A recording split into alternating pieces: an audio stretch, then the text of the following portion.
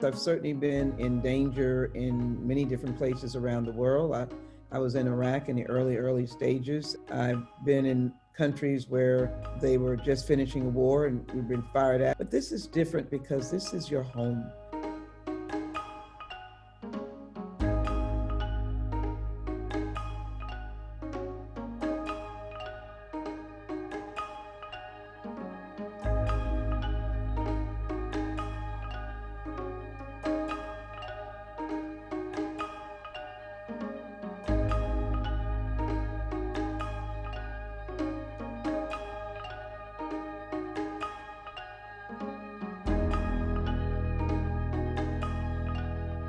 We heard shouting, close the doors, close the doors. There was a little bit of hysteria about how to get all the doors. There are a lot of doors in the gallery. And so members were ducking under metal poles and gliding along the floor. But the good news is that we were taking care of each other. And there were people who had been in the military who were moving people along. People were helping you get your gas mask because they said, get your gas mask. I heard gunfire and I believe it might've been the tragedy of a young woman losing her life because they had broken all the glass and she was coming in. Finally, they said, go, which is to go through a certain door and then to hit the stairs to go to the undisclosed place.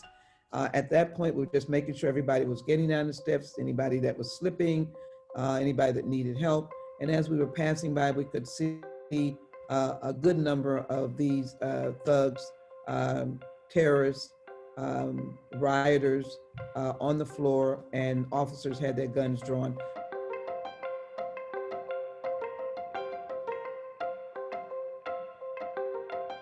No one looked at what your party affiliation was when you were escaping. Republicans came around and asked how I was doing. I went around and asked how they were doing once we got into the undisclosed place. I walked around a little bit and asked different members, are you doing okay? We had our chaplain there for those who needed extra comfort because it was extremely frightening.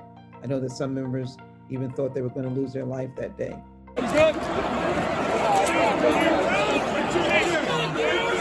We were doing our work, and that is to dutifully determine who the president and vice president would be, which we did, Joe Biden and Kamala Harris. The sitting president did everything seemingly that he could to provoke actions against us. And that is impeachable offenses. And that's why, again, I'll be introducing the impeachment resolution on this coming Monday. Even though it's a few days before he's out of office, we believe that we should show America that he's to be held accountable.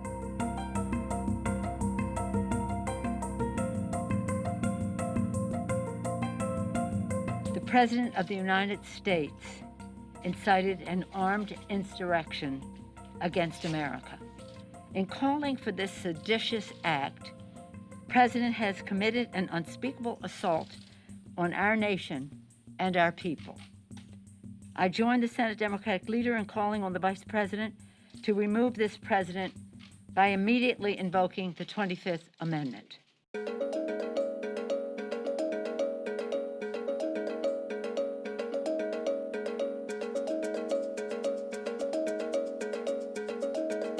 We understand that the vice president has rejected him doing it. That's very sad.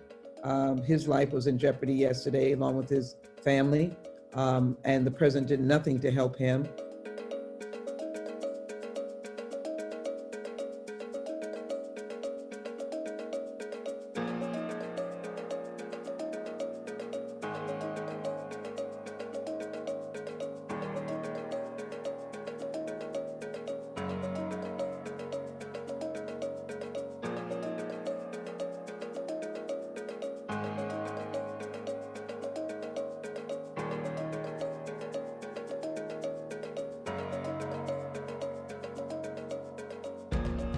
All I can see him doing is carrying the same racist messages, the same fraudulent, false messages, the same intimidating messages, the same threatening messages and accusations against two good people, two wonderful people, Joe Biden and Kamala Harris.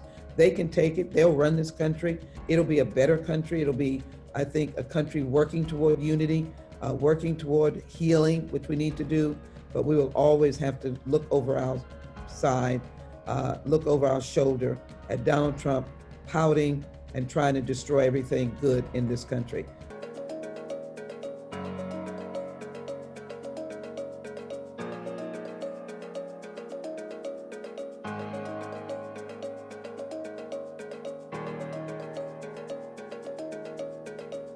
This will not stand. We will not tolerate this kind of discrepancy.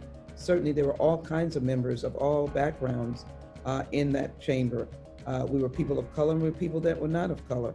But the idea that we did not have the National Guard, they had to call late the Metropolitan Police. Yes, there was a distinction. I can assure you that the Congressional Black Caucus, of which I'm an officer and under our chairwoman, we will be holding a hearing to investigate this next week.